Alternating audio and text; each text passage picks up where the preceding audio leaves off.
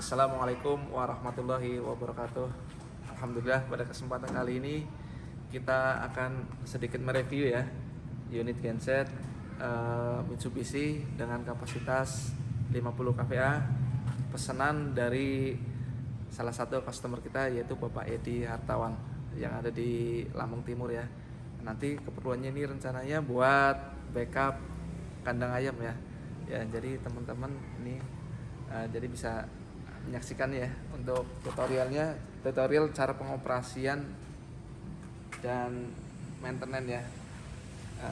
Nanti video ini kita buat nih, kita kirim juga nih ke pembelinya supaya mudah nanti ya ketika melakukan perawatan atau maintenance ya.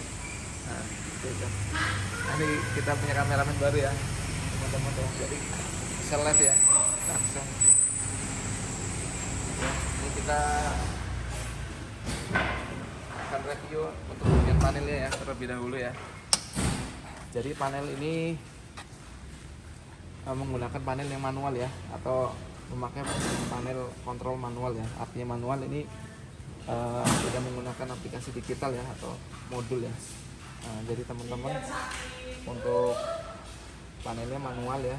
Ini kita akan jelaskan ya untuk masing-masing fungsi ini ya, apa namanya, kontrolnya. Di sini terdapat kunci kontak ya. Ini kunci kontak seperti ini ya. Ini kontak on. Ini ada dua saklar ya, on kemudian start ya. Ini ada 3 switch ya. Oke, kita akan mengecek komponen berikutnya, yaitu di sini ada di sini ada ampere ya, ampere cas ya. Ini indikatornya di sini. Ketika mesin ini nyala, maka jarum ini akan bergerak ya. Bergerak ya, artinya dinamo alternator mengecas ke aki ya. Ini indikatornya di sini. Kemudian di sini saya akan jelaskan, yaitu bar ya, indikator bar ya, gauge bar ini di sini ya. Ini indikatornya nanti akan menyala ya, akan naik ya ketika mesin ini jalan. Ini tekanan oli ya, untuk melihat tekanan olinya dari sini ya. Jadi kita pastikan ketika mesin ini nyala, yaitu tekanannya naik ya. Ketika nggak naik ya kita perlu waspadain ya, apa ada kerusakan ya di oli pumpnya atau ada penyumbatannya di filternya. Ini dari sini ya untuk pengecekannya, untuk monitornya. Kemudian untuk yang di atas ini yaitu kontrol gauge water ya, ini untuk melihat panas air ya. Ini batas maksimumnya untuk safety-nya kita setting di angka 100 ya. Jadi mesin ini akan safety ya, akan protect ya, akan mati ya ketika temperatur mesin mencapai dengan 100 derajat ya. Ditandain dengan mati mesin dan indikator lampu ini menyala ya. Kemudian oli kita settingnya di 0 bar ya, untuk ini ya, untuk safety-nya. Ini ditandain dengan menyala. Ini ketika kontak on ini menyala, dan ketika hidup dia mati ya. Ini untuk chargingnya lampu ya. Kemudian di sini ada emergency stop ketika ada kendala darurat atau ingin mematikan secara cepat. Tombol ini bisa kita aplikasikan ya, bisa kita pencet ya. Untuk cara kerjanya seperti ini ya. Tekan kemudian kita balikan ya. Ini normal ya. Di sini ada lampu pilot ya. Ini untuk monitor dari jaringannya, dari arusnya 3 pas ya.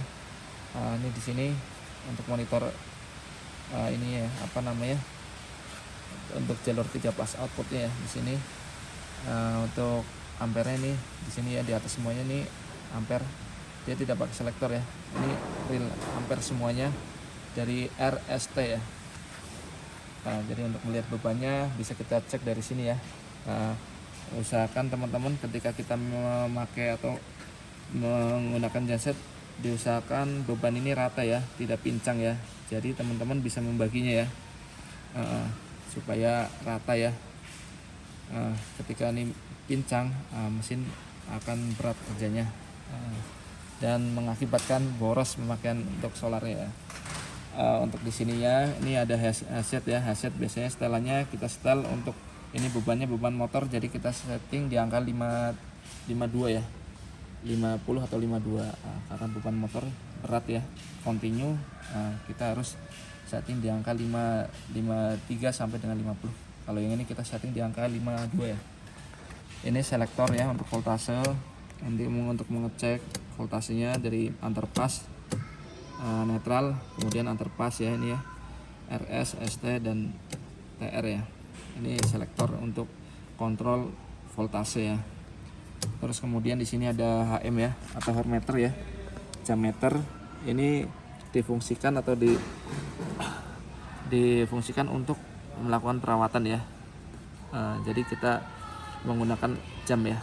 Kalau untuk di mobil biasanya menggunakan apa aja namanya, speedometer ya, kilometer ya. Ini kameramen baru ya teman-teman, jadi kita nggak usah capek megangin. ini tinggal, ini cara menghitungnya seperti ini ya. Dari garis ini ya teman-teman, ini garis ya, dari garis ini ke sini ya. Ini yang putih, ini menit ya, menit dan detik ya. Jadi yang kita hitung ini jamnya nih 357. Ketika kita mengganti oli baru ya, kita tambahkan aja ya, dari 357 ke 250 ya. Ya, kalau bebannya lebih berat kita hitung di 200 jam aja. Kalau beban ringan kita pakai di angka 250 ya. Baru next berikutnya perawatan ya, penggantian oli atau masa ganti olinya 6 bulan ya. Ya, supaya lebih perform ya. Jadi antara jam 250 dan masa bulannya, masa pakainya. Nah ini seperti ini ya. Ini main breakernya, ada di sini ya. Ini switch breakernya. Switch breakernya di sini. Ya, ini untuk mematikan dan menghidupkan ini ya, terminal outputnya. Nah di sini ya. Ini pengaman ya. Terus kita cek bagian dalamnya. Ini panel udah dilengkapi dengan safety ya. Ini teman-teman bisa dilihat ya. Di sini ada MCB. Nah, ini MCB ya. Ini MCB untuk DC ya. Ini MCB untuk arus AC ya. Nih teman-teman. Ketika modul ini mati, panel ini mati, mungkin teman-teman bisa mengecek MCB terlebih dahulu ya. Kemudian baru ke sambungan aki ya yang ada di dalam mesin. Nah, seperti ini ya. Nanti kita berikutnya kita akan menjelaskan untuk mereview untuk bagian mesinnya sendiri ya. Nah, ini di bagian sini ya, sebelah kanan dari panel ini terdapat komponen, ini agak keras ya. Nah di sini terdapat komponen turbo ya. Turbo posisinya ada di sini ya, di sebelah kanan dari panel ya. Kemudian di sini ada sensor ya. Ini di sini ada sensor. Ini sensor untuk tekanan oli ya. Iya, sensor tekanan olinya ada di sini. Nah, ini untuk filternya ada di sini. Kemudian alternator nih ya. Ini alternator untuk pengecasan aki ya, ada di sini. Nah, tadi di panel depan kan udah ada metringnya ya untuk pembacaan dari arus alternator ke aki ya. Nah, jadi ketika ada kendala ya, indikator yang naik ya, kemungkinan kita bisa memeriksa di daerah sini ya. Nah, ini kita harus sering ngecek ya untuk kondisi fan bell-nya ya. Nah, ini fan bell mempengaruhi daripada pengecasan ya, kalau kendor ya. Nah, ini sering kita cek ya, mungkin setiap 250 jam mungkin bisa dicek ulang ininya untuk kekencangan tali fan bell-nya. Kemudian di sini ada turbo ya. Ini turbo posisinya ada di sini. Ini untuk filter olinya dari sini ya. Nah ini teman-teman nih, ada tip ya, ketika kita melakukan maintenance ada baiknya teman-teman mengisikan oli terlebih dahulu ya, ke filter oli yang baru ya. Ini filter oli ya. Jadi teman-teman ketika memasangnya lagi diusahakan kondisi filter terisi oli ya, jangan sampai kosong ya. Ya, ini kemudian untuk tapanya ini ada di sini ya, tepat di bawah filter ya. Ini tab untuk membuka ini ya, oli ya, untuk mengganti oli di sini ya tapanya. Ini bisa teman-teman dibuatkan wadah ya, pakai baskom atau dengan menggunakan botol oli bekas yang kita udah lubangin ya. Ini bisa kita bikin tampungan di sini untuk kadahan oli yang ada di sini ya, di counternya. Nah, ini kita buka, terus tutup spreader ini ya, tutup oli yang dari atas kita buka ya, jadi supaya lebih cepat ya aliran olinya yang dari filter menuju ke pembuangan ya, yang udah kita siapkan tadi ya. Nah, seperti ini ya cara maintenance-nya. Ini komponennya ada di sini semuanya. Jadi untuk alternator kita harus sering mengecek ya untuk kencangan ini ya, kencangan tali fan bell ini ya, fan bell namanya. Ini kita bisa setel dengan dengan menyetel di bagian ini ya, alternator ini ya, cas aki ya, kita kendorkan ya untuk bagiannya, terus kita tarik. Nanti ini akan kencang. Nah ini kendor mempengaruhi dari pengecasan dan putaran untuk pendinginan kipas ya. Jadi ini harus kondisinya kencang ya, tapi sedang lah ya, jangan terlalu kencang juga, sedang. Nah, kalau kendor dia kipasnya biasanya pelan ya, slip ya. Nah ini udah di sini ada radiator ya, ini jalur untuk exhaust pembuangan gas buang ini ya, knalpot ya. Ini kita lapisin ya dengan menggunakan aluminium foil ya, supaya panas ini terkonsentrasi di sini ya, dan supaya tidak menimbulkan api ya. Nah, ini panasnya kita redam ya di sini. Ini kita akan mengecek ya di bagian kiri mesin ini ya.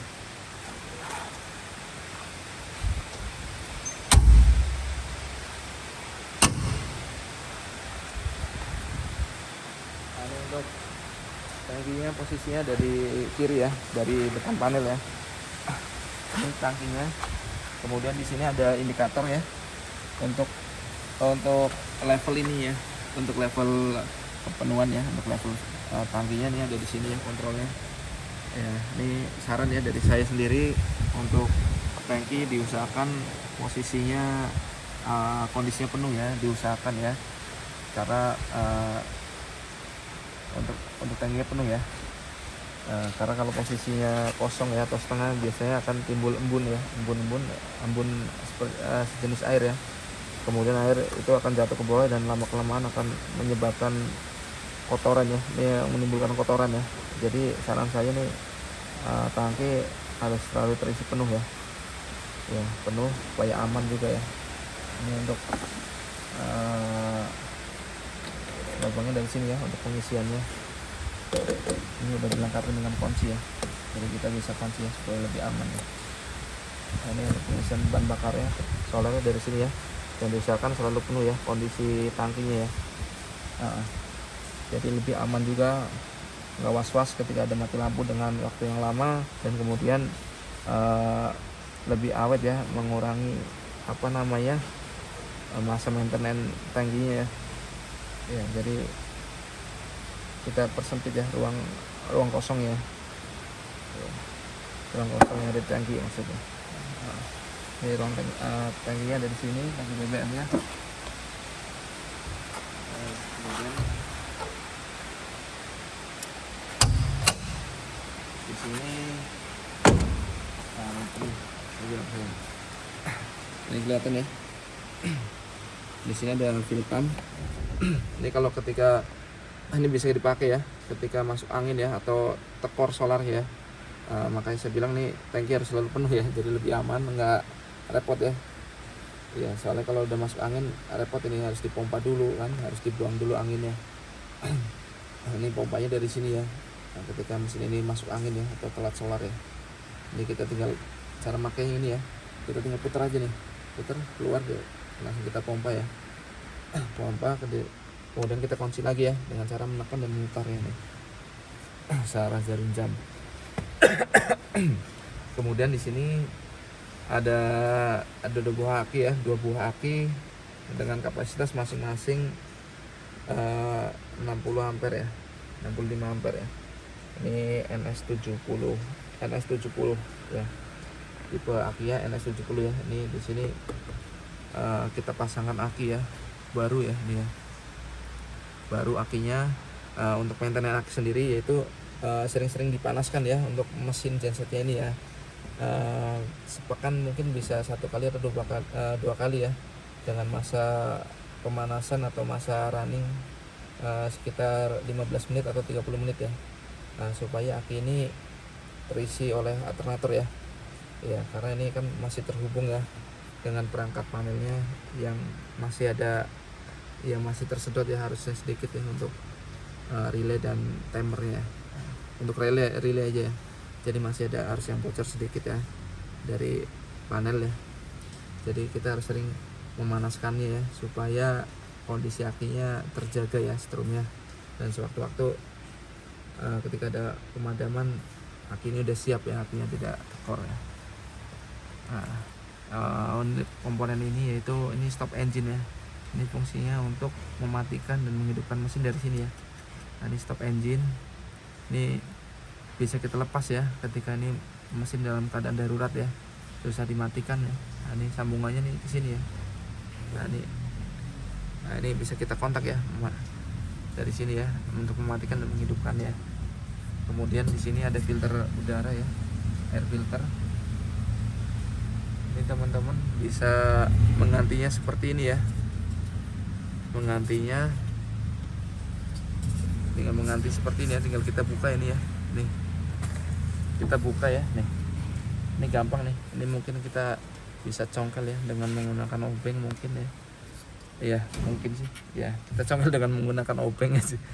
Ini nanti akan terbuka ya kunciannya. Nah, nanti kemudian filternya ini posisinya ada di dalam ya. Nah, seperti itu ya. Nah, ini untuk dinamonya ada di belakang ya. Dinamonya ada di belakang. Terus apa namanya, di sini ada breather ya untuk hawanya ya. Kita sambungkan ke bawah ya. Jadi seperti itu ya. Ini filter solar ya. Filter solar posisinya ada di sini.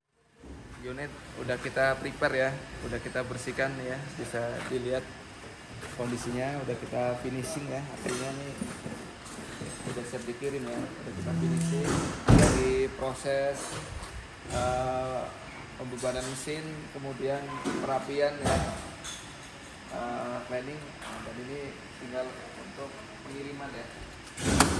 Nih, jadi sini seperti ini ya, untuk perapian untuk isi ya masing-masing komponennya ini seperti itu. Ini bekerja normal ya. Kemudian kita cek juga nih bagian yang lain seperti klem-kleman ini ya, kita udah pastikan kondisinya benar-benar sudah siap ya, ya. Nggak ada kendala, nggak ada yang kendor. Semuanya aki juga kita udah pasangkan aki yang baru ya, supaya lebih lama umur masa pakai akinya. Nah, itu udah kita siapkan yang baru. Kemudian kita udah cek semuanya bagian yang lain ya. Dan terminalnya ada di sini ya. Ini terminal outputnya ya, teman-teman. Nih bisa dilihat ya, ada 4 pin ya, nih ya. Yang paling kanan sendiri nih netral. Ini kemudian nih RST ya. Ini api semuanya. Nah, ini nanti kita pakai semuanya ini untuk beban ya, karena untuk motor lepas buat kandang ayam ya.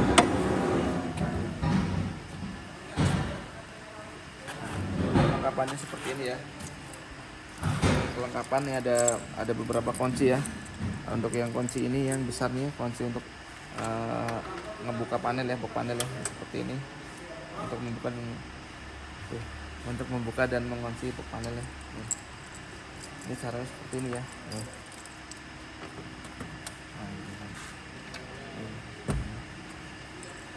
Ini kemudian ada kunci pintu ya, ada kunci door lock ya, seperti ini ya.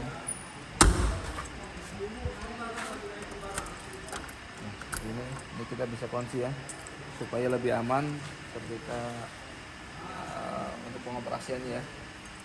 Jadi bisa dipegang satu operator ya.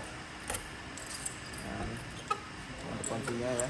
Ini kunci pintu, ini kemudian kunci pintu ya. Nah, ini kunci untuk kontaknya ya, kontak genset ini. Yang bentuknya seperti ini untuk kontak genset ya. Ini aki udah kita copot ya dari mati ya. Jadi ada satu kunci lagi, yaitu kunci tangki ya. Ini kita bisa ya. Ini juga kita pasangkan ya. Nanti ini masih fungsi ya. Ini kita bisa kunci ya untuk tangki bahan bakar ya, supaya lebih aman ya dari pencurian. Oke, terima kasih ya teman-teman. Sekian, wassalamualaikum warahmatullahi wabarakatuh.